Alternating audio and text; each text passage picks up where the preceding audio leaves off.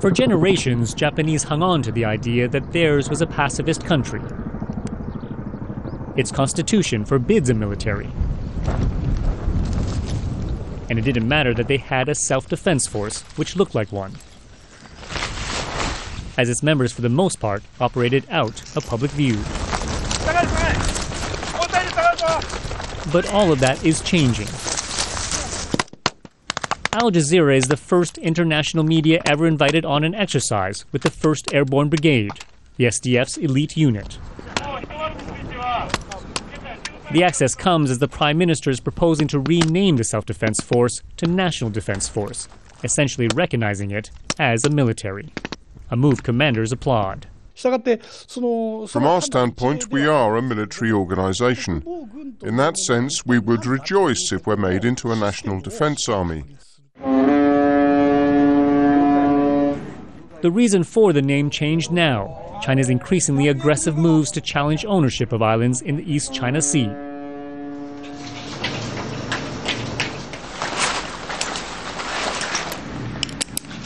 Almost daily, SDF fighter pilots have scrambled to intercept Chinese jets or surveillance planes in the skies above the islands. This is very much the front lines for Japan's self-defense force. To give you a sense of that, 4 years ago, its fighter pilots scrambled just 38 times in response to Chinese planes entering its stated territory. Last year, it was 306 times. The man in charge of the country's defense says a name change would free the SDF from constitutional restraints, but have kept it from responding fast enough or striking first against threats. When you look at the instability factors that exist around us, for example, China has been increasing its military spending by more than 10% year on year. Their armament has grown to become a significant power.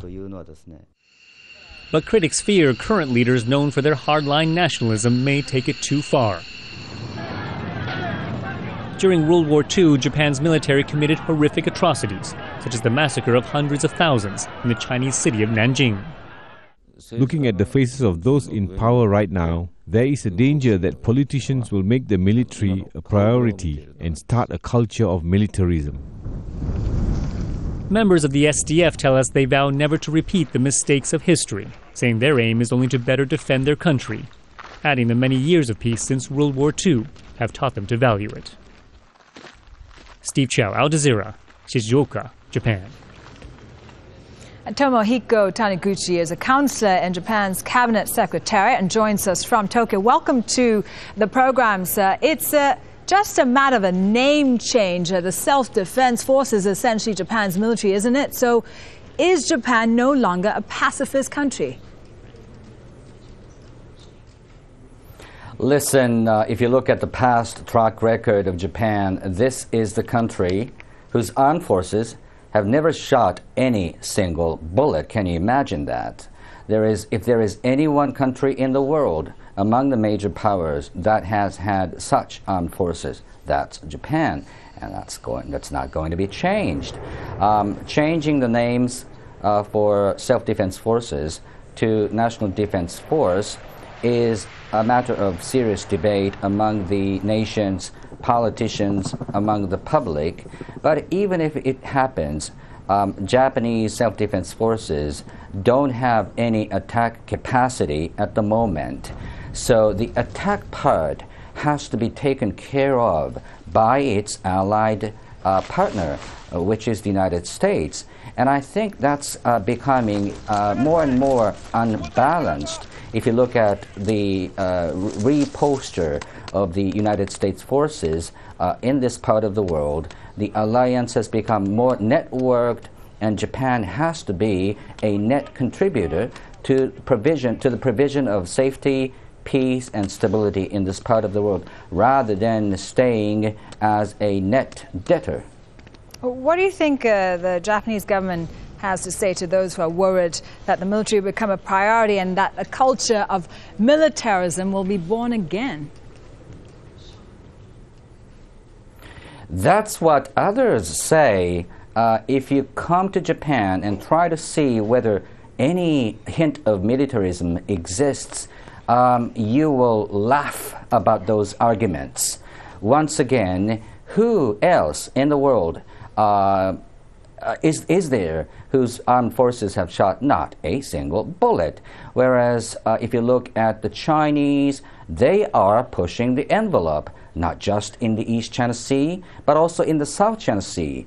And the Japanese pretty much depended on the rules-based maritime order and international order, have to contribute the fair share of its own to the provision of the rules-based, fair, safe, and peaceful international order. Now, Japan is holding war games now with U.S. Marines at a very sensitive time, tensions with China. Is it a threat, a warning perhaps to China? The threat you can talk about is not from Japan, but from North Korea, and I should say from the country that is claiming the Japanese territory as its own, despite the fact it remained silent, dead silent, since 1945 until 1971.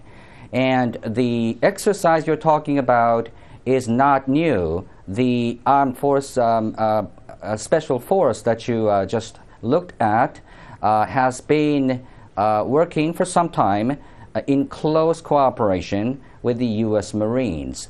And I have to point out, I've been to that special force and looked at the morale, the high morale among these soldiers, but I have to say they are short of transportation means, even intelligence, coded information tools. So many miles have to be covered for that special force as well.